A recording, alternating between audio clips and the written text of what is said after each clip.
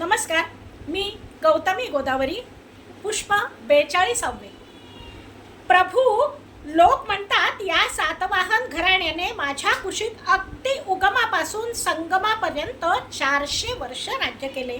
पण मला ते खरं वाटत नाही. असं वाटतं ती फार तर 50 वर्ष असावी.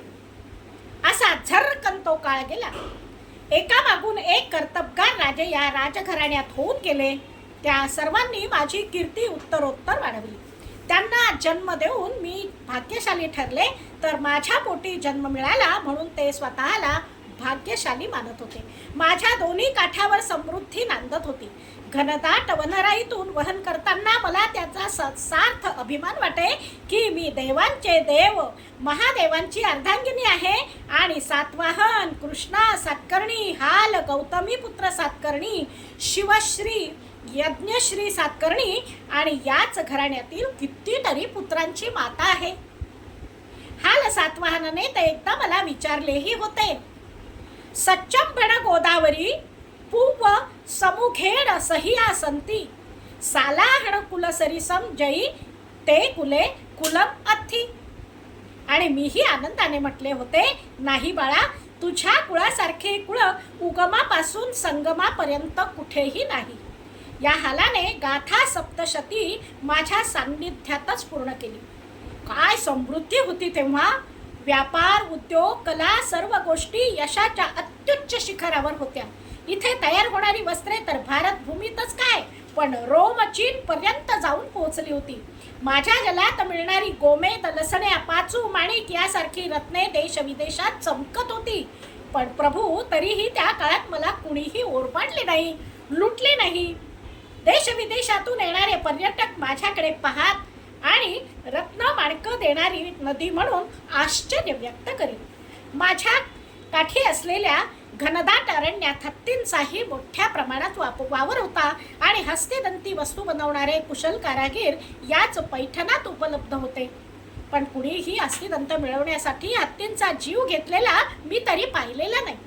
निसर्ग जे देईल ते निसर्गाच्या कलेने स्वीकारले आणि निसर्ग भरभरून देतो अशी पुरेपूर समज तत्कालीन मानवात होती आणि म्हणूनच एवढी सुबत्ता होती, सुख शांती समाधान होते. प्रभू, आजच्या मानवाची खरी समस्या ही आहे की याला बुद्धिपूर्वक इतिहासाची पानं उलटायचीच नाही आहेत.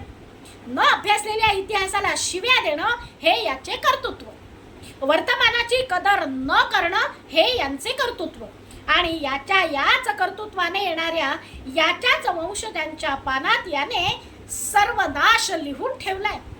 प्रभू, मी पृथ्वीवर अवतीर्ण झाले तेव्हापासून अगदी गेल्या 51 वर्षांपर्यंत आठवले तरी आजपर्यंत होऊन गेलेल्या मानव जातीपैकी माझी अशी विटंबना कुणीही केली नाही. अनेक वेळा मानवांचे आणि मानव्याचे बौद्धिक वैचारिक सांस्कृतिक उत्थान आणि अधपतन मी पाहिले आहे. पण मला धक्का लावणारा मानव समूह हा आणि फक्त हाच. आणि हा अधपतित मानव या सर्वाला कारणीभूत लोकसंख्येची भरमसाठ वाढ असल्याचे सांगतो. अरे, लोकसंख्येची वाढ ही काही कारण आहे?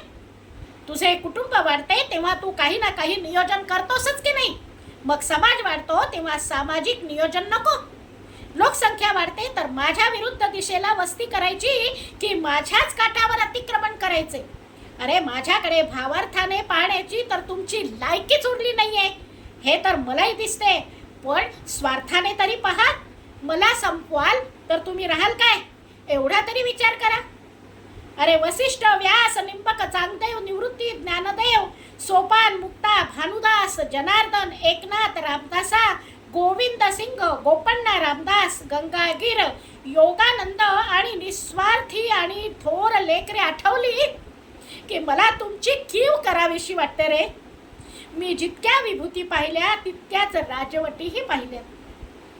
अगदी दंडक राज्याच्याही आधीपासून ते कालच्या अश्वक मूलक मौर्य अभिर सातवाहन यादव गुप्त वाखाटक शिवबा पेशवेपर्यंतच्या स्वकीयांच्या निस्वार्थी राजवटीही पाहिल्यात.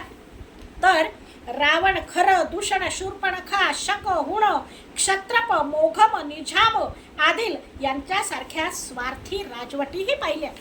पण तुम्ही तुम्ही आत्ताचे लोक निस्वार्थी तर नाहीतच, पण स्वार्थी सुद्धा नाहीत. तर तुम्ही फक्त मूर्ख आहात, मूर्ख. तुम्ही भस्मासूर आहात. ज्याने वरदान दिले त्याच्याच डोक्यावर हात ठेवायला निघालात. पण इतिहासापासून तुम्हाला काही धडेच घ्यायचे नाहीयेत.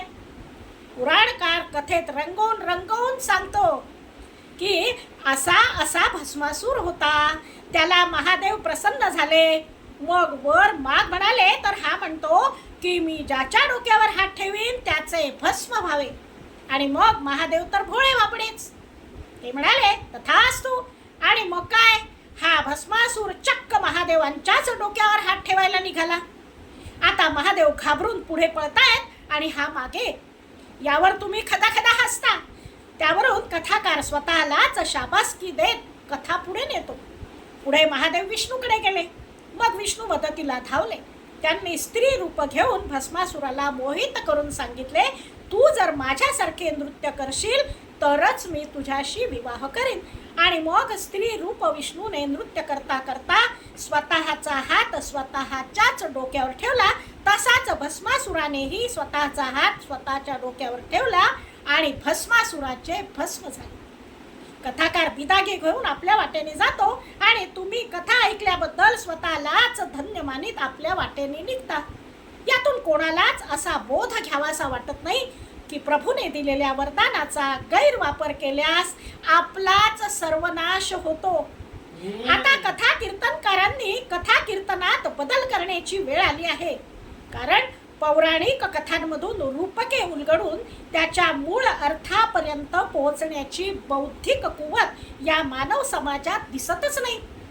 आता पौराणिक कथा बाजूला ठेवून शालिवाहन काळातील सांडपाणी व्यवस्थापन किंवा हजारो वर्षांपूर्वींची समृद्ध शहरे किंवा नाही जंगल म्हणून अमंगल अशा विषयांवर कथा कीर्तन करण्याची वेळ आली आहे.